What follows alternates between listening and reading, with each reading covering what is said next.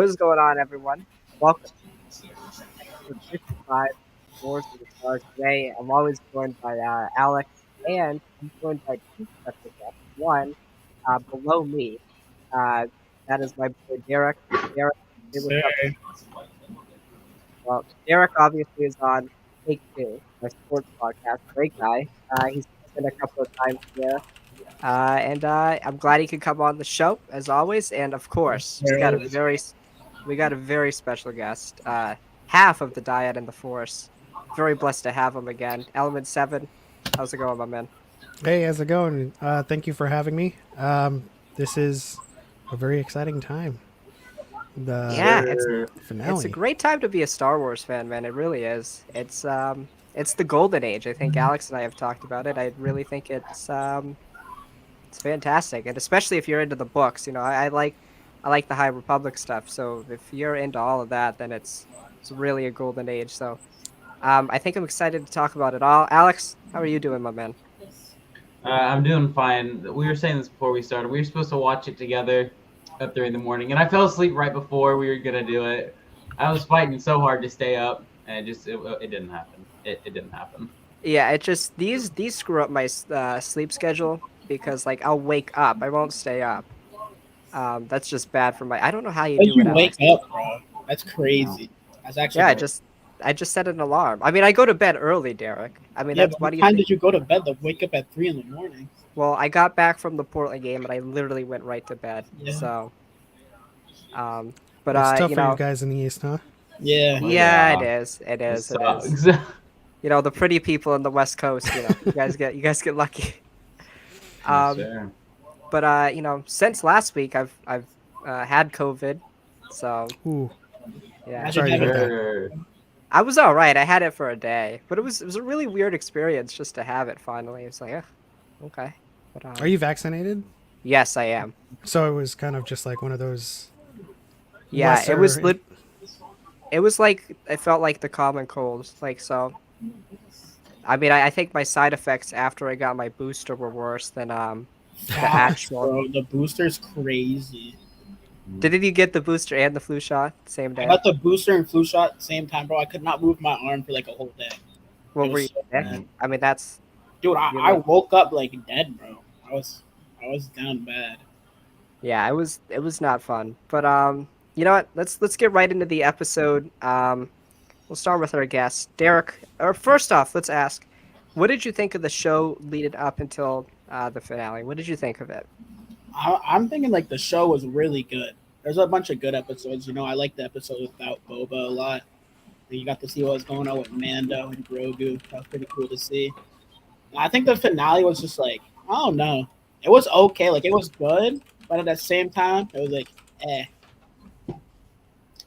That's Okay. yeah. Element, how are you feeling about the show and I guess the finale? Just overall thoughts. Yeah. The show definitely got better towards the end there. I have to say, honestly, it's one of my least favorite shows, like amongst all of the shows that are out there right now. But oddly, it has one of my like some of my favorite moments from Star Wars, which is weird to say because like, and this isn't to say that I didn't like the show because like whenever I talk about like my favorites, people are always like, oh, okay, so why do you hate the others? And I'm just like, there's no hate in there. I definitely think that, as Favreau said, this was definitely Mandalorian 2.5. Um, and that's not a bad thing because as I was watching, Din Djarin and as I was watching those episodes with Luke and Grogu, I started to realize that they were planting the seeds for the Mandoverse. And an easier way to think about this is the Star Wars Arrowverse, which is like there's going to be smaller narratives. In this case, the Book of Boba Fett, where it's like the story around him trying to retake Tatooine, and but that's existing within the universe of Mando, where we get to see Din, Grogu, Luke, and Ahsoka who exist in this time period. So we're going to see a lot of crossover, and then It's going to continue into Ahsoka. It's going to continue into season 3. We're going to just have shows that whatever that show is, that's the smaller narrative that we're in, but everyone else exists in that universe and they can come and go as they please. So I really liked it, especially the finale. The finale brought things back to Boba Fett, which was a good thing. Uh, we got mounted Rancor combat, which was incredible, That was so cool. Yeah. Loved it. Loved it. and unfortunately, I mean, fortunately for Boba Fett, but unfortunately for Cad Bane fans, he bit the dust. It was a quick in and out for him, and it was a good moment for him though. Right. Well, it's also time, I feel like. I saw some people complaining about it or like, oh, he's still alive. I'm like, for me personally, and I think Star Wars has a problem with this, obviously, it's like, sometimes that was a good moment. That was a good way to end their rivalry. Um, and I will say there is one weird thing about that scene. It's just like, you kind of have to know about that deleted scene. Yeah, It was weird. Like, you kind of have to, like, because that's their only interaction really that we see. Um, but I thought it was well done. But Alex, what did you think of the overall episode? And you just recently rewatched the whole season up until this point. So Yeah. what did you think of the show? I mean, I told you, Drew, multiple times, my big problem was these last 2 episodes. I thought these were some of the best Star Wars stories of all time. I thought they, however, like really dragged the show down from like a potential like 8 out of 10 to a potential like 5 to 4 out of 10 because it really took like the story of Boba Fett and kind of just like threw him out. Like one episode he didn't even make an appearance. The one of the others he was a background cameo. Like my boy returned to being a background character of his own show, and I didn't like that again. But I love the episodes that were connected to them. They were great story episodes. I especially loved Return of the Mandalorian, especially upon a rewatch of it. And the big thing to me was especially rewatching it with my dad. Seeing his first time watching it, and just watching it with someone else who was like, "Oh yeah, I actually like really like this." He was really into the Tuscan stuff and all that. And so I like the show a lot more. I don't know if I said this in previous weeks, but I think I said it to you today, Drew, through text. That I would say the show was on the par with season 1 of The Mandalorian. It's either for me as good or maybe just a little bit better. But for me, this finale felt really weirdly built. It feels like the building blocks were put in episode 2 and 3, and then 4 through 6 had almost no build, which felt very sad. So yeah. I guess for me overall, I kind of like how this show had a limited scope. It really just focused on Tatooine and Mos Espa. Um, I know a lot of people wanted it to go, galactic with the criminal underworld as a whole, and I think we'll get into that discussion if there is a season 2. I love the Boba and Tuscan stuff, especially in episode 2, episode 4. I really enjoy where he meets up with Fennec, and I really enjoy the character study of Boba. And it's a character I never really cared for. It's just like, oh, looks cool. So I really enjoy, and Tamora Morrison's great. So he was fantastic. I will say what's weird, Alex, and I don't know if you saw this or any of you guys saw this. Just in my own opinion, and I don't think it's just necessarily him, but I feel like the worst, in my opinion, the worst 3 episodes were Robert Rodriguez episodes. I'm not saying it's his fault. I'm just saying that I just felt that, and especially in episode 1 and 3, I didn't like his action. This episode had some really great action, I will say. I'll Very give him action credit packed. there. But I just felt like some of his episodes were weaker, and I love the guy after watching the gallery of Mandalorian season 2 and how much he loved the character. I was just a little underwhelmed that his episodes didn't hit for me. I'm not saying what other people are saying, like, oh, he shouldn't work on Star Wars again. oh You yeah. know, it's just like, it is what it is. It happens. Just it's my opinion, but I don't know. It kind of like is similar to what one of my friends said, which was basically sometimes Spy Kids comes out of Rodriguez, and it like leads to like cheesy moments, especially like the twirl from that one modder guy. I'm just Yeah. like, you're already aiming, you're already trained on your enemy, but you did the twirl anyway. And like, if you watch my reaction, I'm just like, did you really need to do that? You know, so Right. there's like small little moments here and there that definitely kind of creep on Rodriguez. Yeah, I was reading one of your comments in your YouTube section, and somebody's like, I'm gonna like unsubscribe or like block everyone who says that they like this episode. Rodriguez sucks or something like that. I was in your comment section on your YouTube reaction. Like, that's just so weird to have that. Listen, I didn't prefer his episodes, but it's like, yeah, Yeah. whatever. And Just I will say, I think that's been the worst part about the Book of Boba Fett has been the entire discussion around the show. I just feel like, people like I remember especially during like episodes 2 and 3 specifically about how people were like, how can Boba Fett be this softy who, loses his armor and all of a sudden just loses all sense of badassery around him. He becomes a softy with the Tuskens. Like even Fennec calls him soft. And then just, I feel like this finale got hurt by expectations of a rumored Han Solo appearance, Kira, all of that. And when those expectations weren't met, people flew off the road with how upset they were.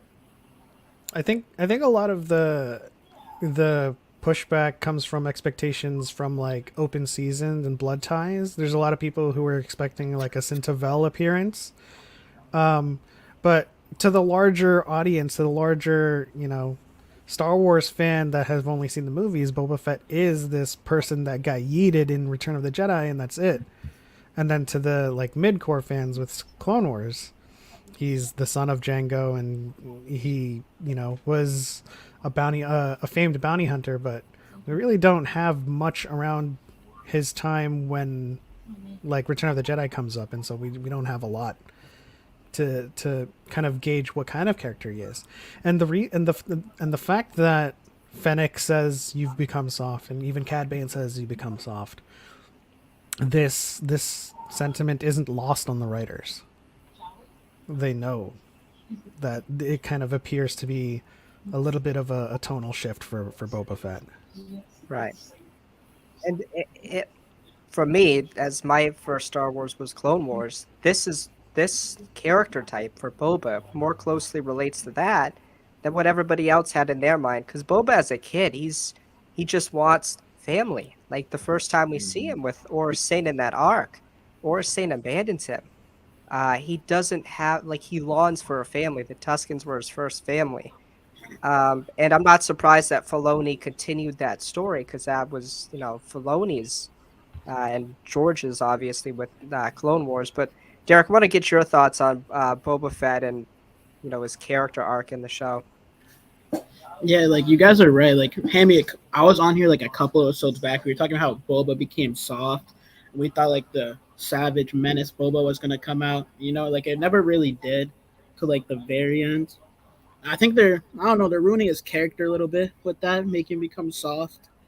Like in the Clone Wars, he wasn't soft because he wanted all of that revenge on Mace Windu for killing his dad and everything. I Like I don't think never, it's just yeah. I understand, but I don't. It's kind of weird though because people will compare him to Din. I'm like, Din has a soft spot too. He has a little child. Soft spot That for was his whole Giga. arc was Yeah, opening up to a child having somebody to protect. It's Which, I which, by the way, I have to say, after like rewatching like episode 5 of Book of Boba Fett, and then rewatching episode 15 of The Mandalorian when he sends the message to Moff Gideon, it's like, ooh, that message hits even harder because it's just like, oh, that man, he goes through everything for Grogu. He puts himself through everything. And that whole thing when he's like, he will be back with me, it's like, oh, I want you back with him right now. well, I laughed, and I saw Element's reaction too when Grogu jumps back in his arms. I just died laughing hysterically in this episode. Just Dude, jumps right back that in. scene it was was fire. so cute. That was a heartwarming scene right there. That Yeah. I loved it was when really good. when Grogu fell asleep next to the Rancor. Yeah. Yes. Oh my god. I started awing so loud. So next I wanna talk about I want to go to the end. I want to go to the post-credit scene because it felt kind of underwhelming, but I feel like it's setting something up. I feel like it's setting up Cobb Vanth to be the lead in Rangers of the New Republic. If that show devolves into something else, obviously with the whole Gina Carano thing, it's gonna be something else. I still think it's gonna happen, but I think Cobb Vanth's gonna be the lead of that show. I mean, I want to I hear your agree. guys' thoughts on that. Yeah, I No, mean, I oh yeah, you can go. No. no, I was just gonna say I agree with that. I think the as short of a, you know, mid credit sizzle it was, it shows that I believe where it's hinting at the modder potentially making Cobb Vanth cybernetic, and we're probably going to get a big bad in Valance, because I feel like, and if you're unfamiliar with Valance, he's another bounty hunter that has a huge history with Boba Fett. He's got he looks like the Terminator, Yeah, and I feel like with the mod squad throughout this show, we've been getting a hint of like cybernetics and just like getting people primed to see someone like that. So if Cobb Vanth leads his own show, I feel like we'll get a Valance appearance in that show, and I think Valance is a much more equal draw for Cobb Vanth than Cad Bane. yeah. Derek, what do you think about that? You think Cobb Vanth could lead his own show? Maybe. Like he was pretty good in Mandalorian. He was good for his little duel with Cad Bane. I like the character though. He's a good character. And it's crazy though, because like he's a book character. He's had 3 chapters of 3 books, and he means a lot for live action Star Wars. Right? He's become one of my favorite characters in this small universe. And I remember reading about him in the first Aftermath book. I'm like, cool. Probably nothing of it will come. And then I remember seeing him. I'm like, they really did that. They really put a book character like that. You know, Freetown, Yeah. Mos Pelgo. It was really nice to see. Obviously, it was altered a little bit the story to fit the live action purpose, but um, it wasn't changed drastically. But Alex, what do you think? You think Cobb Vanth can lead his own show? Yeah, why not? I mean, Cobb Vanth was like my favorite part of the season 2 premiere for Mando. I loved him in the Book of Boba Fett. I called it that he didn't die. I just like you can't kill him off that fast. There's so much like we don't even know, as far as I'm aware, too much about his backstory, and so I was like, that's what I want to know. Is like, who is Cobb Vanth? Where did he come from? Well, isn't he a Um, wasn't he a slave in the I'm not books? a Isn't that I don't know if that's I I haven't don't read remember. Aftermath Yeah.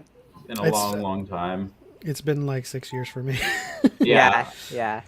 I yeah. just know that before Mandalorian, no one knew about Cobb Vanth, and like no one in my circle that I talked to. And then after Mandalorian, like he became everything. He became like everyone to a lot of people. Like a lot of the people that like do reactions, like Dagovere, was just thrilled to see him back in this show. And then Yeah. also kind of like equally dreading him going up against Cad Bane. Yeah, Oh yeah. yeah. Because like the thing is to me is I was like, when I see the Cad Bane shadow, I knew exactly like I was I was kind of like what my dad was like. Like he was asking like, is that Cad Bane? So he was kind of like in that like, is that who I think it is? I think I was in that same thing when I first saw it. It's just like, bro, when I saw Cad Bane walk up, I was like, oh, Cobb's either dead or like broken arm or something. I don't know. It's just it feels weird because like I feel like the back to tank is a little too overpowered for this show. It feels like you get any wound and it's just like, oh, you can go take a nap in the back to tank and you'll be healed up. So I was kind of hoping that the battle in this finale would take place in Jabba's palace and I would see that back to tank get blown up or something. It's like, uh, um. Yeah. Well, I with Cobb, I don't know if he'll necessarily be the lead of Rangers. What I kind of want Rangers to be is it's to focus on a bunch of different characters who were part of the New Republic. Hera, um, Iden Versio, is that right? The one from Battlefront 2? Yeah. Yeah. Yeah. And a bunch of other characters during that time that are part of the New Republic. Just be like an ensemble thing. Because it's like a weird element of this universe. Like we see the New Republic, like we see them in this show even. But we don't know their. I mean, we know some stuff from the books, obviously, but I kind of want to see how they more so operate. Carson Teva can obviously have. So yeah, that's what I kind of want it to be. Like just each episode's a new story, and then maybe at the end you lead up to something big. Like I think Moff Gideon's gonna get out in season 3. So he could be the big bad of that show. Um, while Din deals with whoever's the big bad on Mandalore, or if it's, I mean, we think it's the Armorer, Alex, but I've kind of changed my tune on that. Kind of No, think it's gonna be Bo-Katan now. I I think I it's armor. I think I the think You think it's armor so? is the lost sister. yeah. I think Yeah. like I think there's only like three like even semi-viable answers, and that's Thrawn, Armorer, and Bo. But I've pitched this so much. I think Bo-Katan should have like a Vader Force Unleashed 1 moment where it's like, they're waiting for Thrawn to enter the throne room, and she like takes the dark saber off of like Din's belt and stabs him with it. I just think like that because again, I say this. I think the Mandalorian season 3 should be a failed attempt to reclaim Mandalore, and a like very very badly failed attempt. Like we lose a lot of people along the way.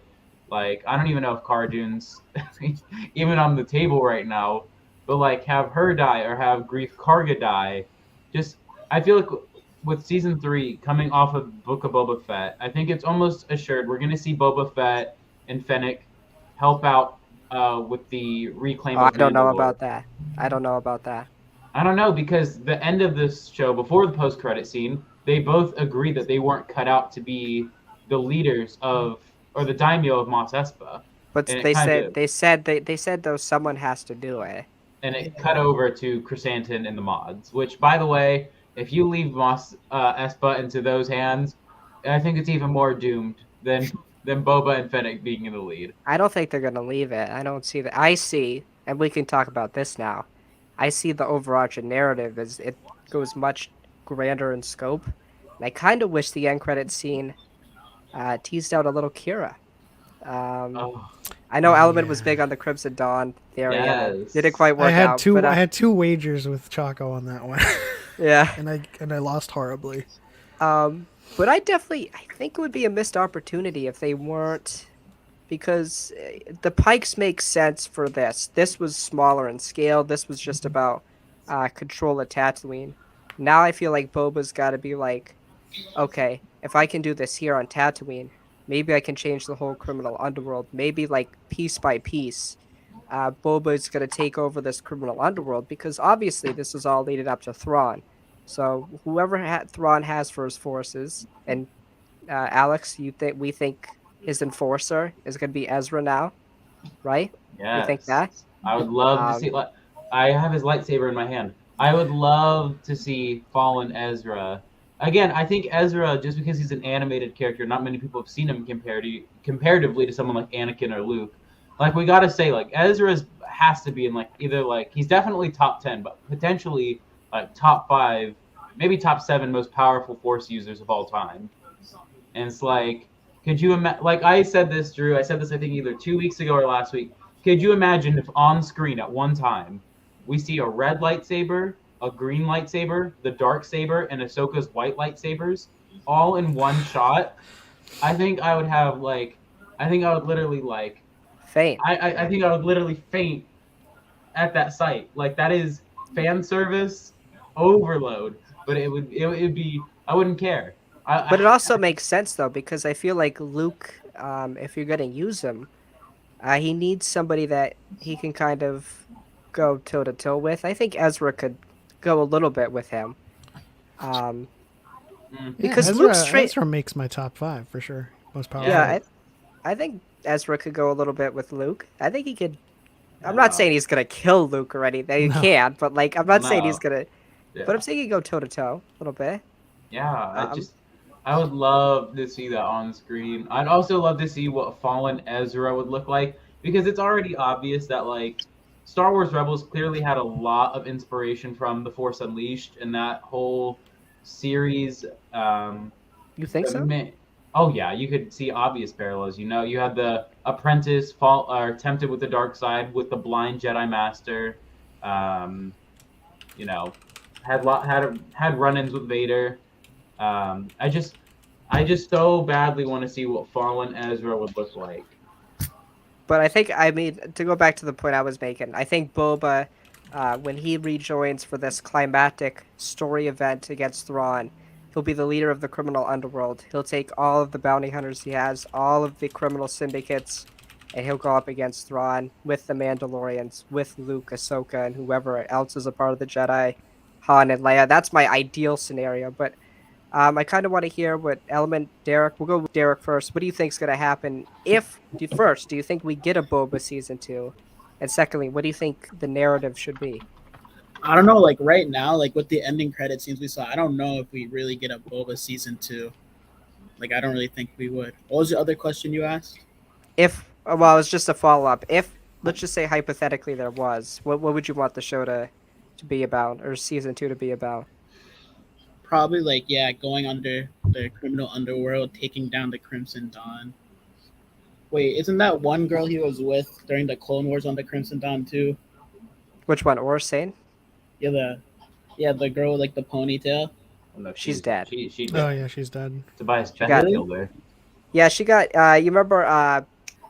What's his name? Woody Harrelson's character, or Tobias Beckett, Tobias the one Beckett, who, yeah, the one who helped out Han Solo in Solo.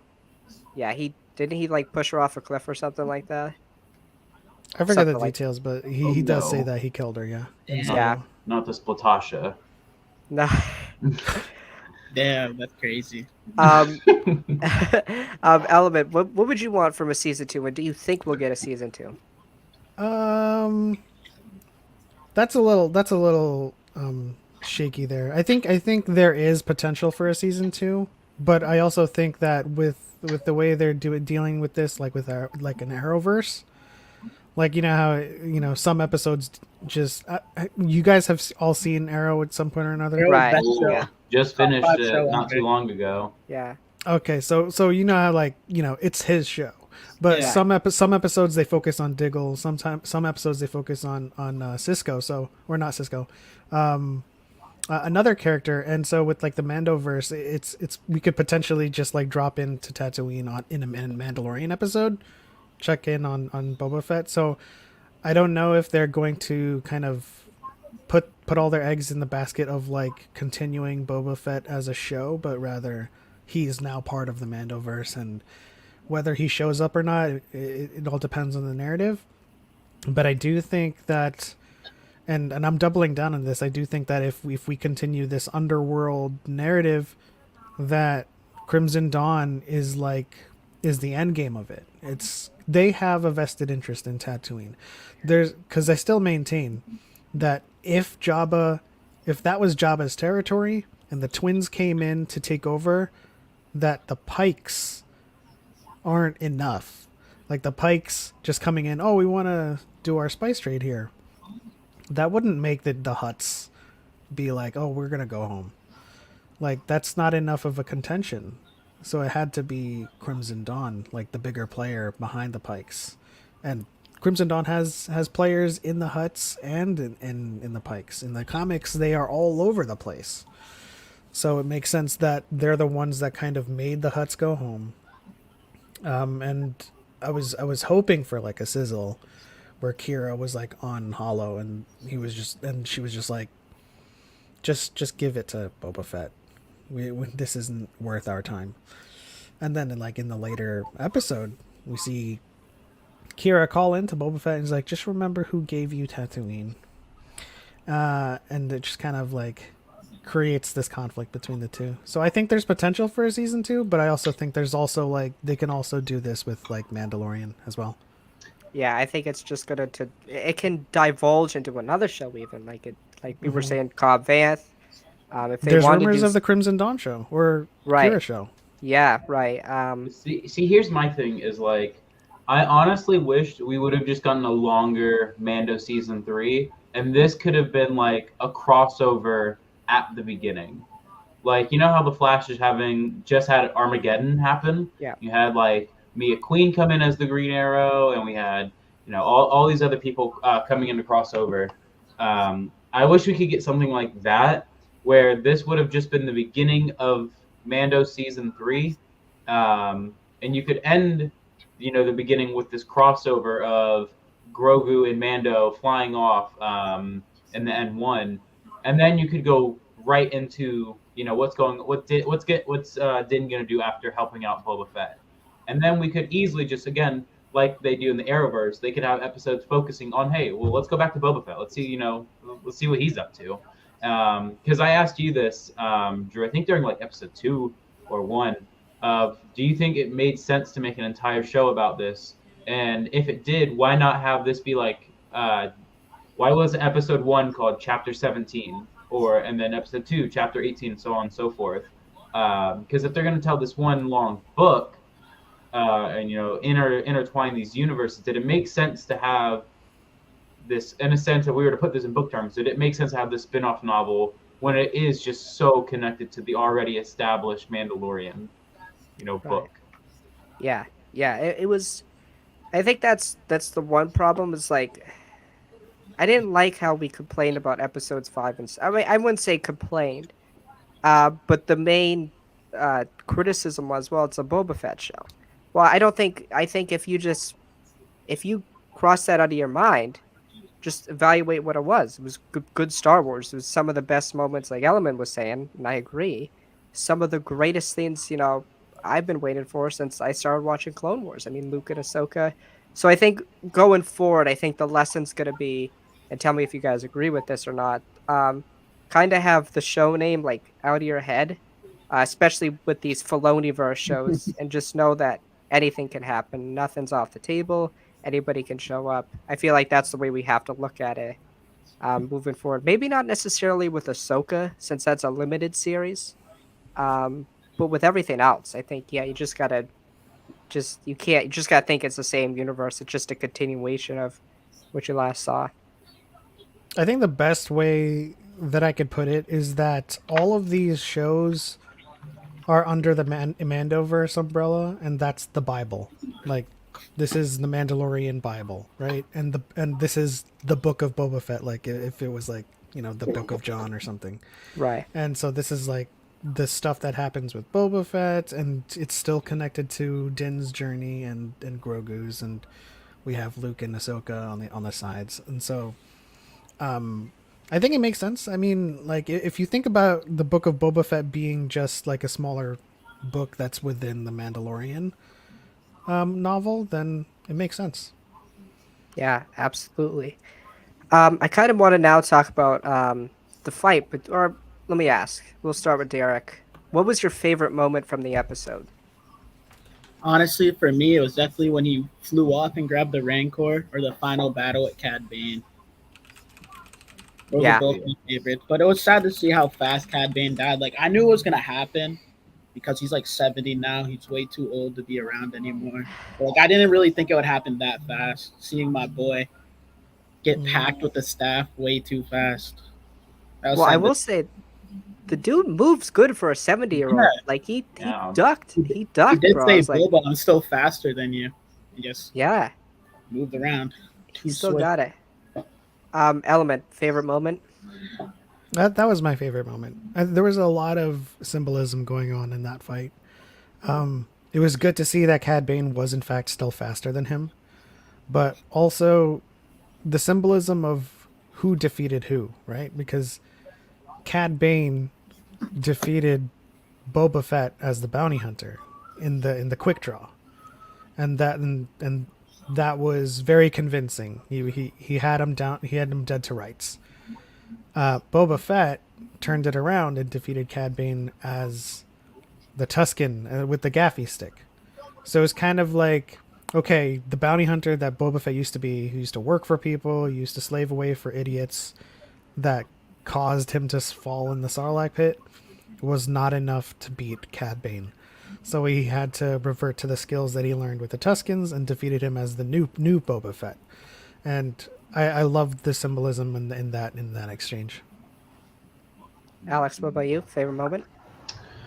Oof, there's so much.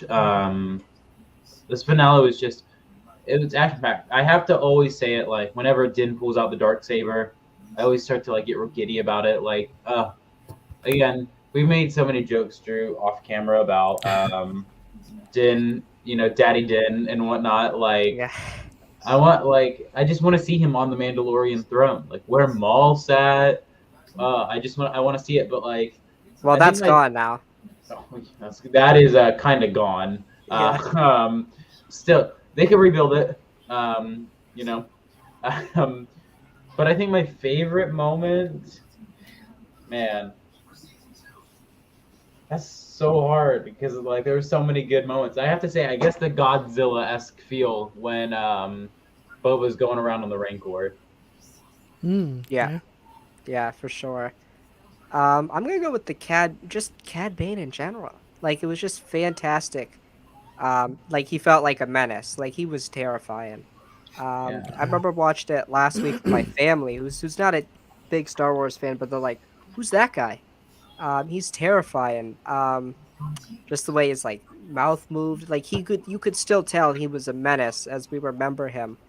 And to finally get the battle with Boba, I thought was fantastic, and um, we finally, we get Boba's like end game, right? His motives. He's just like it's like I care for these people. Like, I'm the daimyo here. I'm the leader.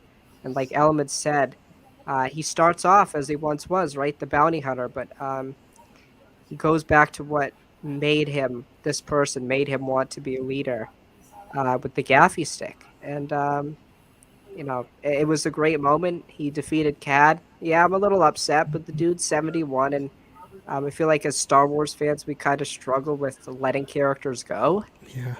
especially recently. But Mace Windu. it was a good moment. I thought, a good end to Cad Bane's character. That's not the end. Like he's gonna be in the Bad Batch season 2, I think. I think Hmm. you could see him some more. So I don't think that's necessarily the end. I mean, it's the end of his story at this point, but you can get some filler stuff with him. And um, I wonder what happened to Toto. That's the only question I have. I wonder what he did to his little droid there. yeah. Judging from the previous episode with Cad Bane walking in from the horizon of the Dune Sea, he's probably out there just chilling. Yeah. It's like I wonder when Cad's coming back. Right. Yeah. Yeah. I still, I still just cannot believe that man walked that entire way out to Freetown. Like, That's gonna Some be a long walk. I That's gonna be. know. I was also like looking. I was like, does he not have his rocket boots anymore? I feel like at his age that'd be very very helpful. you know, Flying around instead of walking. Through the entire desert. Which, by the way, I gotta say, it's one of those things that about Star Wars I don't understand. Like, how can someone like Boba Fett dress in like full black getup survive with two suns? How does he not like sweat to death? That Bacta, baby. That Bacta. Come on now. Even then, he didn't have it for presumably a few years, and he's just walking around the desert in these big black robes. And there's no AC. There was only one place we've seen on Tatooine with AC, and that's the Sanctuary. Like everybody, it's just like Yeah, I can't imagine. I mean, we're applying real world I know. applications to I this, know. I but know. like you would think about it. Damn, like black underneath your armor. Like wow, okay.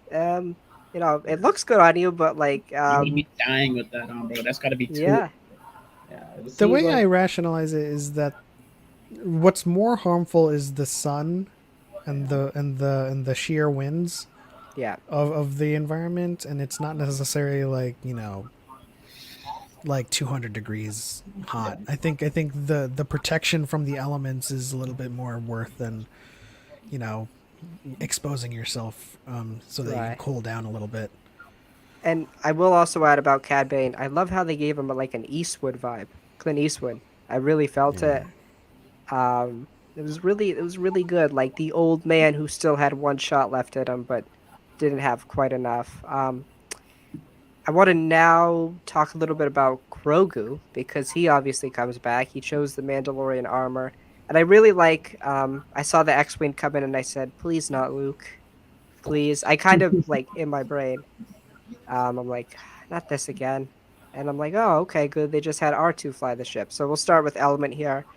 What do you think Grogu's story goes? And did you like? Because it is very similar to how Mandalorian season one ends, with Grogu using the Force those two times. What did you think of the Grogu's scenes in this episode, and where do you think he goes from here? I love the Grogu scenes. I disliked the decision that he chose the Beskar male. Uh, I actually wanted him to choose the lightsaber and kind of create some distance between him and Din for like the first half of season 3, so that there was a bit of like longing in that story, and and it would kind of create a situation where this kind of goes towards Luke's like disillusion with like that, wanting to give Grogu that ultimatum, because that ultimatum basically slaps Yoda in the face. And I think this is the start of Luke's kind of downturn in terms of like his hubris and kind of taking the Jedi teachings and kind of perverting them slightly. So, but he chose the Beskar male, so that's what happened. And I actually really like that he did an Ezra with the Rancor.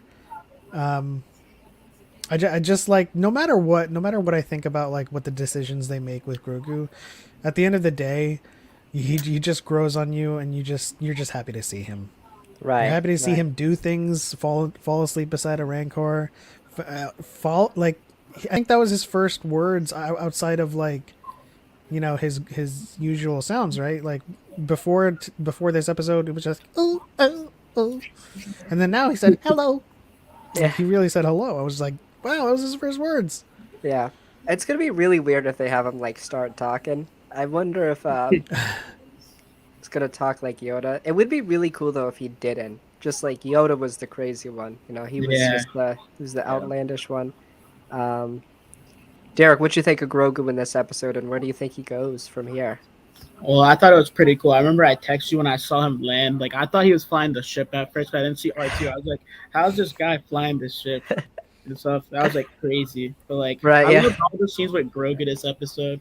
It was cool seeing him use the force and stuff a lot, like on that giant battle droid. I thought he was about to like destroy the whole thing, and he just pulls off the smallest piece from it to save Yeah. him. Yeah, And I I like the scene legit. with the Rancor too. Yeah. That thing when he like takes the part from the droid, I like blinked and like missed that he did that. I was like, and I saw him get knocked over. Yeah, I was like, did he get like shot or something? yeah. I actually got so concerned. I had to rewind it because I was like, oh my gosh, this finale is gonna be real ballsy if it thinks it's gonna be able to just shoot Baby Yoda like that. Right? I thought that was that the same thing the whole time. Like, dude kept running in front of like all the enemies, like a lot in the episode, just using the force, which was crazy.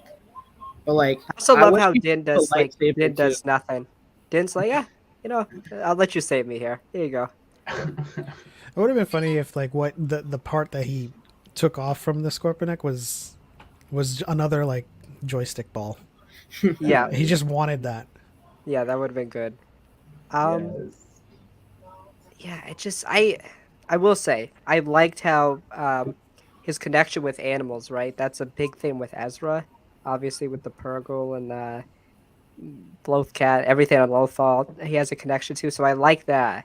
But it's pretty damn impressive for like a child to tame a Rancor. That's a pretty big feat.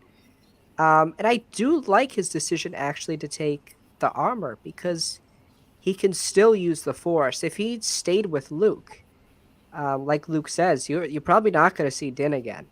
Um, but they Yeah, could have found a way to obviously change that. Um, but he's but I not a kind of child like. now. So You think he? like, Yeah. if like, so what we know about their species physiologically is that they're infantile from 1 to 50, but all the years after 50 is rapid maturity. So like I was playing around with this notion when people were like, "Oh, does he die, by the time of the sequels?" And I said, "Well, by the time of the sequels, he would be like 60, 70. He'd be full maturity. He'd probably be off world doing like a knight's trial or something." So in a sense, like I think this is a year or two after he'd be 52. I mean, and this is just me speculating off of the information we have on that species.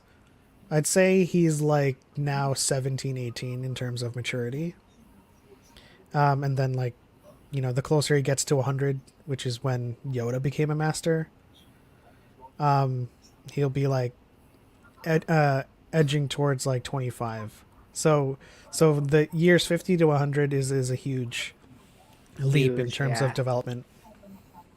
Yeah, that's gonna be interesting because I think he's obviously the future of Star Wars because you can really do anything with that character, especially if he lives as long as Yoda did, 900 years, right? So you could almost do anything with that character. But I think his ultimate destiny, and tell me if you guys agree, is he's gonna be the next Tar Vizsla. I really think he's gonna be the next Mm. Mandalorian Jedi. I really think that would be appropriate for him. I don't know why. I just think it would look cool, and I think it makes sense.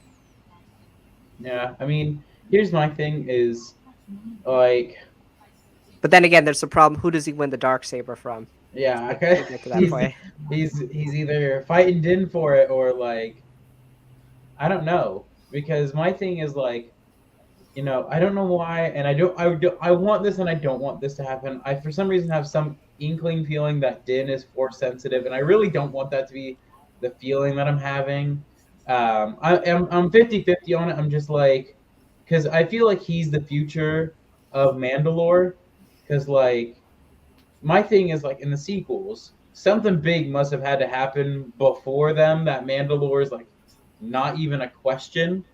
Um, so I wonder if maybe another Night of a Thousand Tears happened, or something like that. But it's just like where my big thing now coming off of these shows is where is everyone from these shows? Where's Boba Fett? Where's Fennec? Where's Din? Where's Grogu?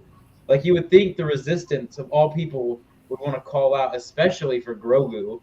Like Leia didn't feel like try to reach out to him. Ray didn't try to connect to him. So it's like, Well, you gotta think though, Alex, and I think the simple explanation would be is they're on Mandalore. Mandalore's neutral again. They don't want to be involved in conflicts, unless, and like you were saying, if the New Republic helps out with Mandalore and the eventual big battle with Thrawn, it'd be kind of weird if the Mandalorians didn't return the favor and help out against Palpatine. On Exegol, but like I feel like the simple explanation is oh, Grogu or Din or whoever at that point is the leader of Mandalore and they're just chilling there. I think that's a simple explanation. But Alvin, what do you think about Grogu being like the next Tar Vizsla? Do you like that idea or I mean, I don't know if I like it, but now I can't stop picturing like adolescent Groot on a throne of Mandalore, just like waving around the dark saber. It's weird picturing Grogu like all grown up because Yeah. I don't have any idea of how that looks like, but I don't think he has rulership or the throne in his future, and I think it's all in Din's hands. But I do wanna make it 100% for Alex. I think at this point, if throughout his life training as a Mandalorian and being in the situations he's in, if at this point his instincts had never shown the Force to him, they would be hard pressed to reveal he was Force sensitive this whole time. I don't know, man. I get these weird vibes, like especially in episode 6 when Ahsoka literally just steps on a branch and it's a very slight snap sound. This man has some sort of spider sense or something. Then he was drawn and ready. it's got a Like quick trigger, Alex? He's got a quick, he's got to be no, alert. it's just He's trained. That's all. yeah. You don't have to be Force sensitive to be good. I mean, Oh no, I know, but it's just like I would hate that. Like I would I know. hate. Like I mean, I should use the word hate. I would strongly dislike that no, I position. would hate yeah.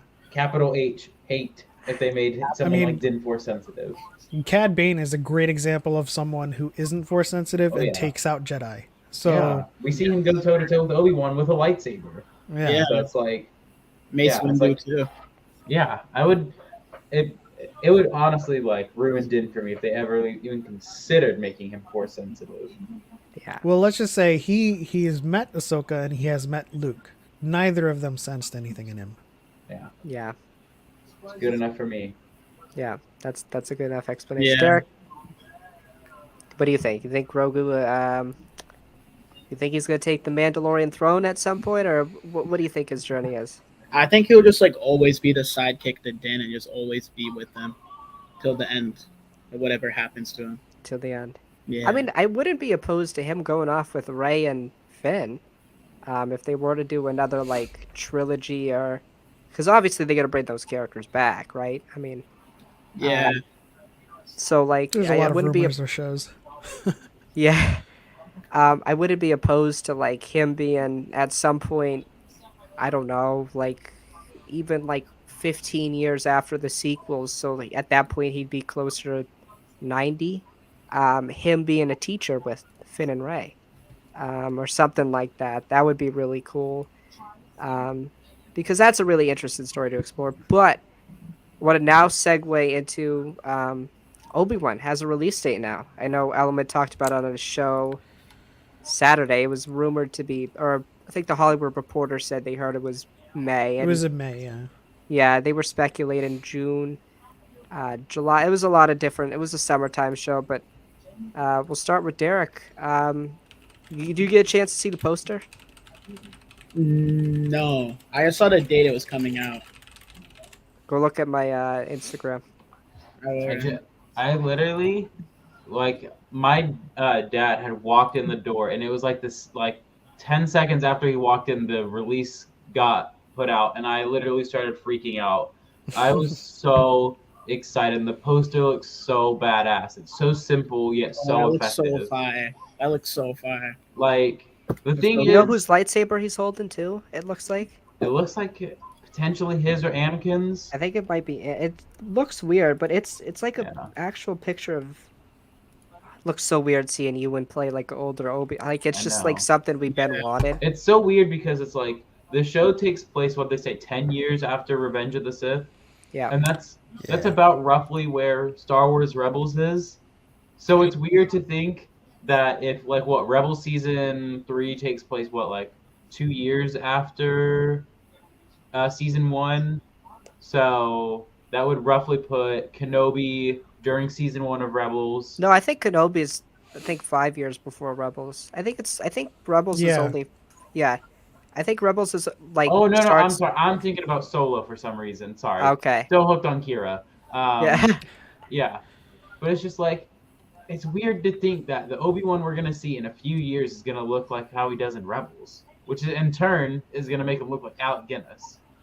So I hope we get to see the. That's why you need those transition. black robes. Right. Yes, the black robes. Well, I think Yes. it's. Ewan talked about it behind the scenes on Revenge of the Sith. He's like, I need to. At that point, he talked about I need my performance to mirror Alec Guinness. I need to be as close as I can to Alec Guinness, and I'm really curious to see how close he is to the Alec Guinness while also maintaining the Ewan McGregor because he's fantastic as Obi-Wan. But I am, we'll say we've talked about this, Alex, and I want to hear our guest thoughts. The show has me worried because narratively there was really only one path and one path that's been presented: the fight with Vader. Um, I mean, is there gonna be 6 episodes of them like lollygagging around, or like you're gonna have to do some character study of Obi-Wan, and I'm looking forward to that. He's obviously gonna have like severe PTSD, Clone Wars flashbacks. I'm looking forward to. We already saw one in Book of Boba Fett. The clones look great, and they're using the volume for Kenobi, so I can't wait to see what it looks like. Um, but I'm really curious. I really think what they could do is like what they did with Boba. They could have a whole Vader centric episode, like Vader like getting closer to Obi-Wan. I think that's a missing point is that people like, oh, I want a Vader movie. Well, this is it. You're gonna get a lot of Vader here because this is just as much Vader's story. So start with Element. What do you think of? First off, do you like the release date, and do you think anything comes before it? Because the Bad Batch was rumored for the spring too. So I don't know how this is gonna. I don't know how it's all gonna fit in a year. If they want to do Andor and Mando, so I don't know. I don't know. What do you think? What do you think? This is kind of a cluster of a schedule here, but let's just hear your thoughts. Um, well, I mean, I would. No one's going to tell you. That the date can't be sooner. Like I would like it sooner, but it's good to have a date. So I think that May 4th is going to be when the full trailer drops. Because they can't have nothing for that date. And I don't know. Like the schedule seems it seems to be with all of the rap schedule that they had with Mando season 3, Ahsoka, Andor all wrapping relatively like following each other. That they're aiming to have a schedule where at some point for Star Wars fans, there's like 1 week of lull, and then the next show comes on. Hmm. And it's really hard to be on a streaming platform and not like cable TV and have a schedule where all of your shows kind of line up one after the other and there's something to watch for 12 months because they want people to keep their subscriptions throughout the year. They don't want people to sign up for Book of Boba Fett and then cancel their subscription until, Kenobi comes out and then cancel their subscription until Andor. So it looks like a cluster of a schedule, but I think what they're trying to do is kind of slowly shrink the gap between shows so that people stay and people keep subscribed into the next show. As far as Kenobi, I think they're largely going to explore his journals. What happens in the comics, and there's going to be newer comics coming out as Yeah. well. So it's I'll just be going to back. be like the day to day with Kenobi and kind of coming to terms with no longer being a Jedi, but also the timing matches. 10 years after 10 years after Order 66 also lines up with the Skywalker book that details when Qui-Gon appeared to Obi-Wan, which was 10 years after Order 66. So we are going to get Qui-Gon and Obi-Wan. And so it's largely going to be him dealing with life on Tatooine, isolation, training to be a Force ghost, and then I hope because he talks a lot about having to, inhabit that Guinness part of Obi-Wan. I hope that he maintains, like you said, the Ewan part because I definitely want to see some flashbacks of him and Anakin in Clone Wars armor, like an Yeah. episode of Clone Wars that we've seen in animation with Hayden and Ewan. Well, the thing that excites me about this show is Hayden coming back, and I'm on the Star Wars stuff Twitter, and they released a snippet of an interview with Ewan, and now I'm even more excited because of what he says about him and Hayden in the show. If you want me to go ahead and read it off. Yeah, read it off. Yeah, Yeah. yeah. So he says, I think it's no secret that Hayden Christensen comes back, and we got to play scenes together again as Obi-Wan Kenobi and Anakin Skywalker, and it was just fantastic to work with him again. So I think it's he basically confirmed it. We're going to get flashbacks of Clone Wars versions of them. It's so crazy to think. It's I really know. it's so crazy to think that. And I was only, I mean, Alex, you and I, when Revenge of the Sith came out, were only A few years like old. I was I only was one only years old. 3. Yeah, Derek, you were only 3 or 4. Yeah. So it's so weird to think that I get to actually see them like on screen together, like and experience it with everyone. And Anakin means a lot to me. He's always been my favorite character. So like The goat. uh, seeing him again is Alex, you're laughing. But were you gonna make a joke or something? No, sorry. No, it's good. It's good. Twitter. Um, Sorry, Twitter just that was a bad joke from Twitter. I'm sorry. oh, okay. It's a lot of those, but also Hayden in the Vader suit is really interesting because you don't just put him in the suit without doing some, showing his face a little bit. I'm curious. There was I'm curious if like they try to do something where he just has a breathing apparatus, but he doesn't have Like a you can still Malgus. see his. Darth Yeah, Malak, that'd be fire. yeah, because like I feel like that would mean that would make the confrontation more meaningful. If like we saw his, or they do something like they did with Tony Stark and Marvel, where you see his face as he's fighting. Like you know what I'm talking about, right? Yeah, Yeah. Yeah. because especially at this point, like going off of Rebels, when Ahsoka slashes his helmet, you can still basically see Anakin's face. We don't get to see all of it, and I know it's a very animated version. Of course, if we're going off how he looked at the end of the Revenge of the Sith, he looked like a burnt pizza. Um, so I don't Oh, know. that Return of the Jedi, Jesus, man. Well, That man went from like burned red to like pale white. Yeah. Um, so it's The like, albino sourdough. yeah. yes. So I think I'm sorry. I need to get this picture off Twitter my screen. I keep looking over at it, but I think I think that I would like to see kind of like that Tony Stark thing of him inside the inside the helmet point of view, especially when we get to that fight with Obi-Wan and Anakin. Like, let's say we get to a thing where like Vader's like swinging on him and whatnot. The only thing that I don't like about that whole fight thing, because I know a lot of people didn't like the, oh, well, it contradicts what was said in A New Hope. It's like it kind of didn't, you know. But now, because Drew and I have been rewatching Rebel season 1, there's this thing about, oh, if Obi-Wan lives, where it's just like, well, I'm trying to think, because if Kenobi takes place before Rebels, he already knows he's alive. So why would you tell Palpatine that? I would Well, assume Palpatine would something. know of something. They could do something where I don't know, like they both fall off a ledge, and they both don't know if they live. They both think that they're dead, and they can't sense each other. Something like that. Anyways, I feel like Has the details Deborah. of their rematch been confirmed? yeah, it was in the Well, no, but like he specifically talked about how is it gonna go down because they could yeah. pull like a it's just a dream.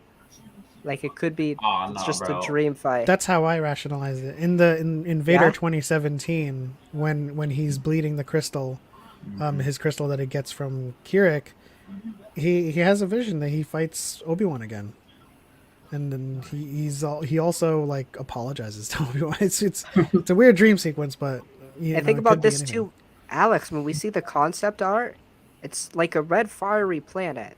Oh yeah, I think So, it's gonna be a reimagining of like we saw Vader's perspective of the reimagining of the fight. I think it's gonna be Obi-Wan seeing his reimagining of the fight, which but I you wish. still think they fight during I this don't, time, like in person again. no, I don't. It's one of those things that is just like I feel like I think they do, and I think I think they're gonna go the route that they actually fight, but I like the idea that they imagine a rematch. Because to me, what this is like, could you imagine if like Vader's even more driven to find Obi-Wan because he keeps imagining this rematch with him, and then it turns out we get the New Hope rematch where they're just kind of like poking at each other, um, two old which I people still poking think at each is other. I think people overhate on that fight. Oh I yeah, mean, yeah, it's a supposed to be a symbolic. I mean, it's a symbol. I yeah, think the symbolic nature of it is what I yeah. love. I think my favorite part about that fight is just like Obi-Wan knows he's not going to win. He knows there's no winning it. He's old man. Vader's in his prime condition of the dark side right now. Or I wouldn't say prime. I'd say he's definitely his prime years before. But still, comparatively, he's in more of his prime than Obi-Wan. But it's just like I love the New Hope fight. I hate how much hate it gets. Yeah. Yeah. Um, Poor fight because it is such a good fight. I love the dialogue. It's one of my favorite scenes of dialogue with people. It like you were saying, it is left vague what they say in A New Hope. When I left Yeah. you, I was but the learner. Now I am the Yeah, because master. Like, again, it's like when people talk about it nowadays, it's like, well, Vader didn't leave Obi-Wan. Obi-Wan definitely left him dead at the very bottom of a pit next to fire. So right, it's like, Bro. what do you mean by when I left you? right. So I don't know. I could either see it going. This rematch happens and Vader wins, and he leaves him, but I'm not entirely sure. Hold on one second. Derek, thoughts? But you think you're gonna Honestly, get a like rematch? I agree with like everything that y'all said, but there's like one thing I want to see. Like I noticed that it was in Tatooine, and I hope that we get like the live action fight between him and Darth Maul. Like I feel like that'd be too much with all the Darth Vader stuff going on and Anakin, but it'd be so cool to see the live action fight between him and Darth Maul, like their final duel with each other. That'd be really cool to see. I The think it would timing be doesn't too. line up. It could be a sizzle at the very, very end. Post Yeah. credits. Post credits. Yeah. Well, the problem is like, well, with the whole Ray Park thing, I posted some no pictures a couple years back, and I don't know if They I could get heard some. someone else to do it. I heard they could, but I don't. I just don't feel like it. It would feel weird. I mean, like a sizzle at the end would be cool. Just like, oh, thank you to the fans. Here's something really nice. But I don't think it's gonna happen. But I just think, from a fandom perspective, if it was a dream sequence, um, people wouldn't be too happy, Yeah. even with the execution. So I don't think they're gonna go that route. But it's weird because this show was announced and Andor was announced before Mandalorian was even announced, and it fired like I don't know if you know this, Alex. They fired everyone. They fired the original screenwriter, and then COVID happened, and then they reworked it, and so it was a totally Yeah. like it was a totally different show. Like I Hayden know. wouldn't be in it. It Yeah, would I be know. like It's it's gonna be a crazy weird because thing. And this is rumor. I'm not. It's yeah, not fact, yeah, but this is. I mean, but I do think that Hayden wasn't gonna be in it, and we're not even talking about the Inquisitors, the Grand yeah, Inquisitor. Yeah. yeah. It's weird because like No I helicopter really, lightsaber. I, I I don't really I don't need to see that. no live action It's gonna be helicopters. there. But I know it is, but it's like I would honestly start laughing because like Rebels is my favorite show. So it's Just like close your eyes. I know. Yeah, yeah. Kids, close your eyes. We don't. I mean, I We need to jokingly leave. say I don't mind it, but like Yeah, it they're would be funny. funny to see it live action. It would They're look. funny, but I think my thing is like because on this Star Wars stuff, they're very reliable with their Oh yeah, leaks and they post whatnot. good people. Yeah, they post And good people. so it's like they have Rupert Friend playing the Grand Inquisitor, but it's like I don't want you to play the Grand Inquisitor because he's such a good character in season one, and I feel like if you add him losing to another Jedi on top of Kanan, it's just like, well, you know what? What's so grand about him? He he Well, loses loses. to Luke too. He loses to yeah, Luke too. Like he loses to everyone. It's like I I just really hope like bring in literally any other Inquisitor, any other Inquisitor. Like bring in the ninth sister, bring in the fifth brother, bring in the second sister, bring in literally anyone else but him. Because I feel like when you start adding in, oh, you lose to Luke, and you lose to Kanan, and you lose to Obi-Wan. Well, it's just like, well, at least the other Inquisitors at points were able to best people like Ezra and Kanan. So, I yeah, think there's a chance that he's in the show and he doesn't face yeah, Obi-Wan. Like the he's just an looming presence that's instructor. there. Yeah, yeah. But it's just like at that point, like, why have him? Because like if he's not fighting someone, why be there? He's the Grand Inquisitor, right? So he's like Yeah. he's probably giving orders to like Oh the yeah. other Inquisitors, and then they go off to face him, and then they lose. Because there's a lot of lost Inquisitors. There's a lot of ones that are unnumbered that are out there. yeah. Yeah. Because Yeah. there is a lot of them. You know. There is. There's. I Um, mean, I'm gonna assume there's at least 10 brothers, 10 sisters. well, I gotta ask because I think she could be in Ahsoka. Barris. Filoni loves that character. I know Filoni's not working on Kenobi, but he is like, what's his role at Lucasfilm, Alex? Exactly? Doesn't he like He's the a creative director. Yeah. right? I don't remember because I know. I think he just recently had his position changed. So Right. It was like a year ago, and then they officially put it yeah. on Mm-hmm. their website. But I think because that's the thing we didn't even talk about with the Mandoverse. Like he loves putting his Clone Wars characters in. He hasn't even touched his Rebels characters yet, and that's the crazy thing. Hasn't even No. he hasn't even touched his other toys in the toy box yet. Yeah. The only other thing, like the only major thing that I can think of that we've seen from Rebels is Ahsoka with her white lightsabers. Right. But like other than that, I can't think of anything else too major from Rebels that we've seen.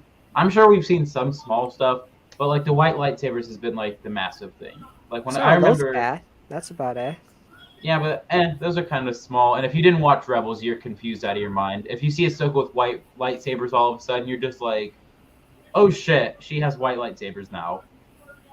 Which, by the way, still one of my favorite things when she reveals her white lightsabers. I remember being so giddy about that, not knowing how it happened, just that she had white lightsabers. Absolutely. Well, Alex, you got anything else? 'Cause Yeah, I mean, I will say because I think it was kind of obvious with um, them wrapping up filming not too long ago, but again, Star Wars stuff again. Put that Mando season 3 is a safe bet to release around Christmas of this year. So hopefully, yeah, they hopefully we finished start the filming and year. Yeah. rumored to be March. But again, this is all in flux. This is all rumor stuff Yes. that we It's like just, to follow. I mean, this year is a crazy, crazy year. And who knows what's happening with Rogue Squadron? Who knows? Oof, Because that's got to film here soon, right? They got to start. they, it's a, Soonish, yeah. it's a 2023 release. So I would hope they would have already started filming, but Well, I don't know about. I don't. I don't know how. I don't know what the. I don't even. I don't know. That's a whole weird situation there It's just like because this year, there's just so much coming out, both Star Wars, Marvel, DC, all of those things, and it's just like, man, this year is like the year to be like a nerd, honestly. absolutely. like I think, maybe towards the end of the year, I think it starts to fall off with things like the Marvels, the Flash, but then we get the Mandalorian, fingers crossed, in December. Don't But it's just like, disrespect the Flash like that. You already counted it out. no, I'm Ridiculous. sorry. After I heard, I told you before that leak that it came out that it's just a reset movie for the DCEU. I told you it was like number 3 on my hype list, and that fell all the way down once I heard that. Was not a fan of that news, but like the beginning of this year is gonna be so jam packed with like again end of Book of Boba Fett, yeah, Moon Knight coming out next That's month. gonna be fire. Yeah, it's like Doctor Strange, Batman. Peacemaker tomorrow. Yeah, it's like there's so much right now that it's like That's the general. yeah there's so much that you just like it's weird because like again I mean, as a content creator, it's got to be fun, but also at the same time, like super so stressful to stressful because keep up you're with gonna everything. be you're gonna be talking about Plus, Kenobi one Alvin's got to keep day. up with books and comics and stuff. So Yeah, it's like you're talking about Doctor Strange one day, then he's you're not talking complaining. about I wouldn't complain yeah. either. Yeah, then you're talking about High Republic the next, then you're talking about Kenobi the next day. It's just like you're just all over the place. But you know what? Content's content. You got to take it where you get it. So, Right. yeah. What are the Derek, chances we see a Vader 2017 flashback of Anakin in his mind realm, mind plane, Yeah. and he fights Yoda, Yaddle, Mace, everyone? Do you remember that panel from the Yeah. comic? Yeah. Yes, I would cry, but I think that would bring out the worst kind of fandom. Like, oh That is look, true, he did that's it. He did it. He could take all of them. He's the most powerful. Yeah. As an Anakin Skywalker stan, I do not represent the community. I don't Well, have. they could do it in like a tasteful way, where instead of like killing them all, like they Right. dissipate as he slashes them. Like You know, they have to hammer Alex- down. yeah. This is a vision. Yeah. Yeah. Alex and I, well, when people have problems understanding the Last Jedi vision. I couldn't imagine this one. Alex and I joke about it. Like, if you have that specific Anakin PFP, it's the specific one where he holds the blue lightsaber like this. It's like, No, bro. I don't like to make assumptions about Instant people, red flag. Instant red flag. If I see that profile picture or the Bananakin one, instant red flag, bro. I already know the conversation's gonna go. Yeah. I bet your Elements dealt with a few of those. I think. Oh, All of them. all of them. You get it worse because you're a content creator. Every type. Yeah. I still to this day I still get people saying I'm new to Star Wars. That's the worst thing that That's a like weird one. I get That's a weird told. one. Like I have this discussion with someone about if Steve didn't have the super soldier serum, about like him versus Tony. If Tony didn't have the suit and he didn't have the serum, I was like, bro, I was like, you can't make this comparison. I was like, you're taking someone who could be sneezed on and his bones would shatter, versus That'd be someone like the who worst like fight knows ever. how to shoot. And I was literally being told, you must be like brand new to being like a teenager. You don't know how the body works. I was just like, That's such a weird argument. I know. I was like, why are you insulting me for your point? I feel so bad. But then they always get the toxic part of me out when they do that. So it's like mission accomplished. Yeah, that's another weird one. It's like when people are like, "Oh, you must be new to this. This is not how things work," and then they don't understand how things actually work. It's just The their worst. Like It's all just my like- videos have Clone Wars Ahsoka, and one comment was saying that I've never seen Clone Wars. I'm just like, what does this even mean? Like, it's so weird. It was just so bad. Also, especially like the worst thing is when they try to cite something and they cite it incorrectly. Like I was having this conversation about Rey using Force Lightning with someone, and they were like, nobody else has ever shown this kind of power. I was like, well, Dooku did. Like he did it in Master and Apprentice. He was like, in Master and Apprentice, that's not what happened. And he said all these random stuff. I was like, dude, I've read the book. Like, I know what happens in this book. It's just his was accidental too. Yes, Right. accidental. Yeah. It's another thing. Like, as somebody who doesn't read all of the books, I haven't even gotten to what is the new High Republic one that ends the trilogy? The Midnight adult. Horizon, No, or the adult. the adult novel, Yeah, Fallen Star. I haven't got to it yet. I'll get to it. But You is it should. good? Yeah, It is good. So, but Midnight Horizon, the YA one, that's just as good. Yeah, I read Claudia's Into the Dark. I wanted. Isn't that Daniel Jose Older that did Midnight Horizon, right? Yeah. Yeah, I'll check it out for sure. Definitely an exciting time over there because they're gonna enter phase 2, summer, right? Fall. I think October. Yeah, Dude, it's gonna be a prequel to that. Where's our High Republic movie at? Yes. It's You coming. think We're gonna getting get a one? game. We're getting a show.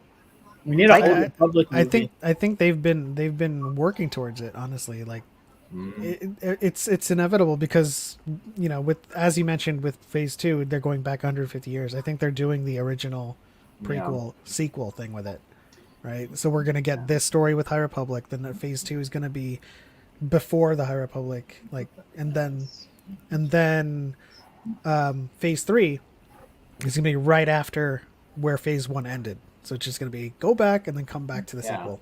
See, my thing is like there is one Star Wars story, and I think this is a question I have to ask everyone. Like, what is one Star Wars story if you had to see, if you wanted them to show it on screen in any media that you want, book, comic, game, movie, show, anything? It's like, what would it be? Mine, it's one of those things I want it, but I don't want it. Is how the Darksaber was created. I love the Darksaber. It's my favorite. It's my favorite weapon in any media. I just love it.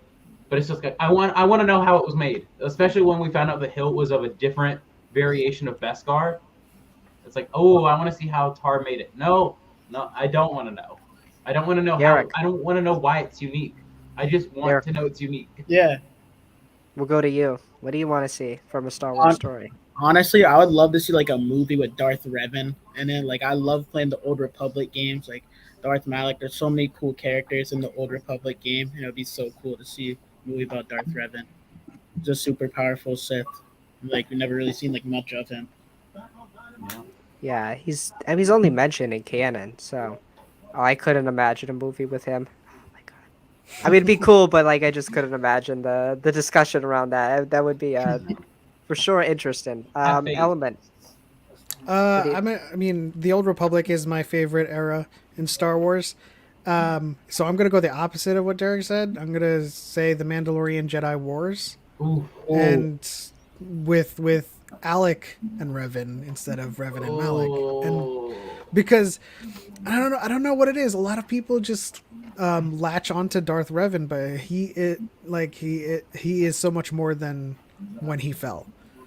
Like his Right. war with the Mandalorians, his fight with the Ultimate was just.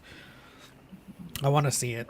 Also, we also need to kind of set the stage for Revenant Bastila being the dyad that was unseen for generations. Yeah, Yeah. that would be yeah.